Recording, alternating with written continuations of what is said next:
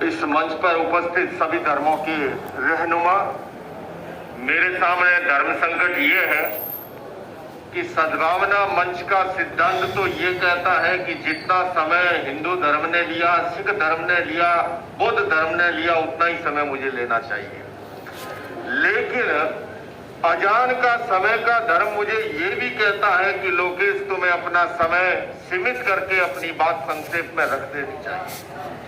मैं इतना ही निवेदन करना चाहूंगा कि धर्म हमें जोड़ना सिखाता है, तोड़ना नहीं सिखाता। धर्म के क्षेत्र में हिंसा, घृणा, भय और नफरत का कोई स्थान हो नहीं सकता।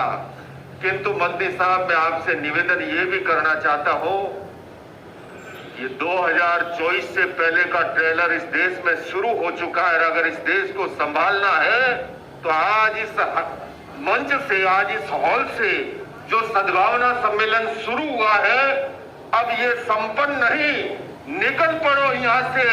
किसी दिन अयोध्या में करो, किसी दिन काशी में करो, किसी दिन अजमेर में करो, किसी दिन जैनों के पालीताना में करो, किसी दिन गोल्डन टेम्पल पे करो।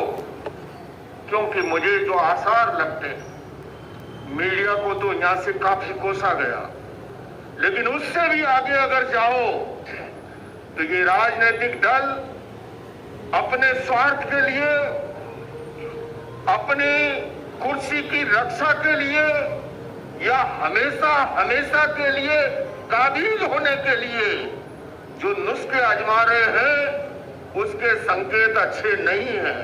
और उस संकेत को समझते हुए अगर जमीनी धरातल पर आज कोई कार्य योजना नहीं बनी तो ये सद्भावना सम्मेलन भी एक केवल रस्म अदायगी होकर के रह जाएगा, कोई समाधान हो नहीं पाएगा। अंत में मैं इतना ही कहूंगा, चूंकि मैं जैन धर्म से आता हूं, भगवान महावीर का अनुयायी हूं और उन्होंने अनेकांत का दर्शन दिया और उसका अर्थ ही है कि हम अपने अस्तित्व की तरह दूसरों के अस्तित्व को स्वीकार करना सीखें। हम अपने विचारों की तरह दूसरों के विचारों का भी आदर करना सीखें। मनुष्य मशीन का प्रोडक्शन नहीं है। विचार भेद, रुचि भेद, चिंतन भेद ये सब स्वाभाविक है, किंतु यह होने के बावजूद मतभेद भले ही हो, किंतु मन भेद नहीं होना चाहिए। मैं अंत में यही कहूंगा, हमारे देश के माननीय प्रधानमंत्री जी स्वच्छता की बात करते हैं, किंतु आज मैं देखता हूं कि इंटरनेट के माध्यम से जो कचरा हमारे मोबाइल में नफरत और घृणा का भेजा जाता है, उसको अगर नहीं संभाला गया, गली का कचरा तो फिर भी साफ हो जाएगा, किंतु इन दिमागों में जो नफरत का कचरा भेजा जाता है, आने वाली पीढ़ियों को परिणाम उसके भुगतने पड़ेंगे। इसलिए मेरा ये निवेदन है, क्योंकि दृष्टिकोण के साथ, नजर के साथ दृष्टि बदलते ही सृष्टि बदलती है। आज दृष्टि को बदलने की जरूरत है। और अंत में एक रूपक के माध्यम से कहूंगा कि अगर हमारी दृष्टि बदल जाए, हमारी दृष्टि पॉजिटिव हो जाए, सकारात्मक हो जाए, तो सारी दुनिया, सारी जहान खूबसूरत हो सकता है। और अगर वह नहीं है, एक व्यक्ति मेले में गया तो उसने कहा, हिंदू भाई था, कि आज तो चिड़िया बड़ा अच्छा बोल रही है।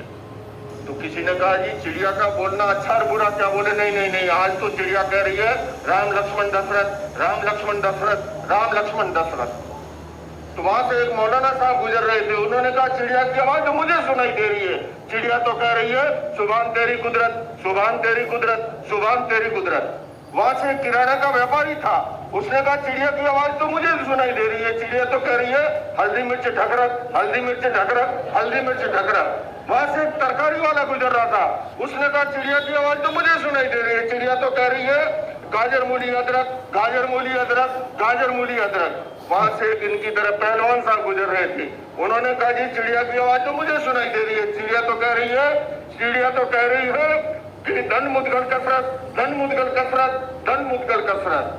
जाकी रही भावना जैसी।